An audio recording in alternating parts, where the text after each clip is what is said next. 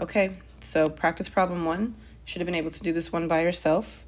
So we have y equals mx plus b. B is 8. It's positive. So you should have gone straight up to positive 8. Practice problem 2. Y equals mx plus b. This time b is negative 8.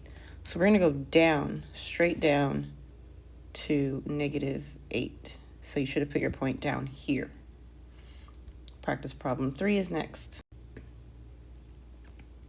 Okay, so this is similar to what you're going to have to do on your exit ticket because you won't actually be graphing for me. So you're going to have to find the correct y-intercept. So on this graph, where is the y-intercept? So you follow this line, this y-axis, until the graph touches it. The graph touches it here, and that is negative 4. So b equals negative 4, answer choice D. You're going to have 3 more practice problems, and then it'll be time for your exit ticket.